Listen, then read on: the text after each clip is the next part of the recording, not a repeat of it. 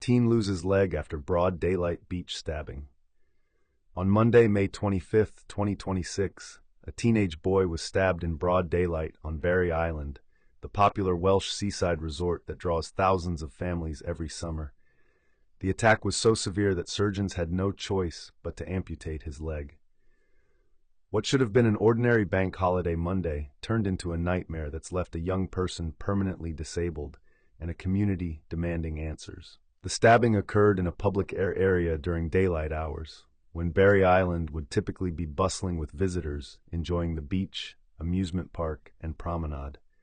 South Wales Police responded to the incident, but critical details about the circumstances, the victim's identity, and any suspects remain tightly held.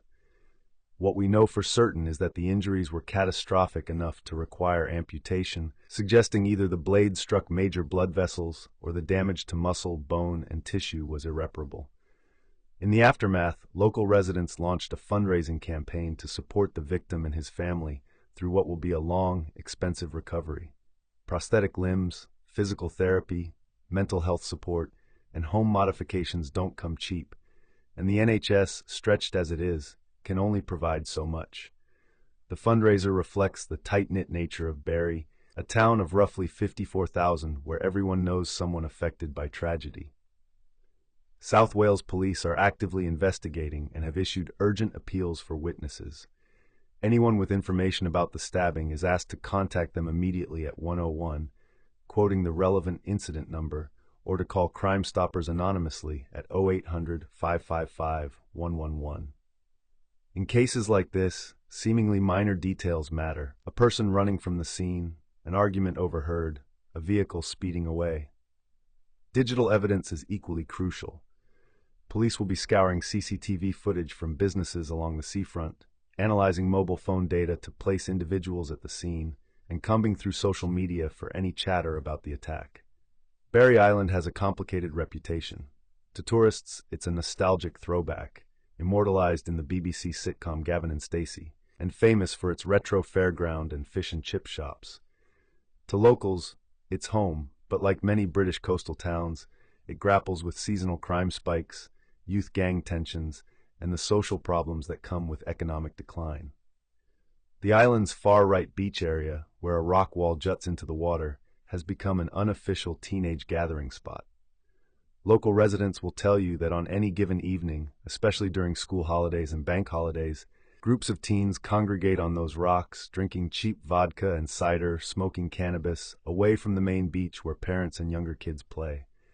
It's an open secret that both police and parents know about but struggle to control.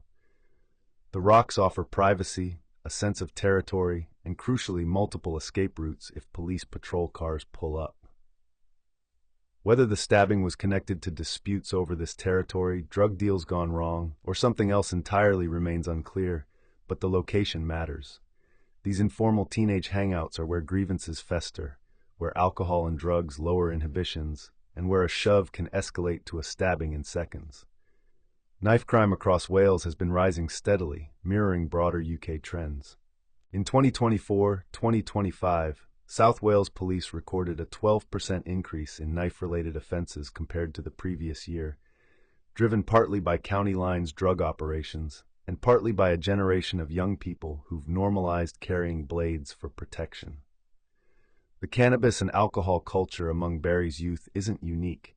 Every British seaside town has its version of the rock wall, but it creates an environment where violence becomes more likely. Intoxicated teenagers with unresolved conflicts and no adult supervision is a recipe for disaster. This attack isn't just another statistic. It's a teenager who will never kick a football the same way, never walk without thinking about balance, never forget the moment his life split into before and after. His attackers, if caught, face potential charges of grievous bodily harm with intent, which carries a maximum sentence of life imprisonment. But prison time won't grow his leg back. The real question Barry needs to answer is how this happened in full view of a bank holiday crowd, and what that says about the willingness of bystanders to intervene or even to come forward as witnesses after the fact.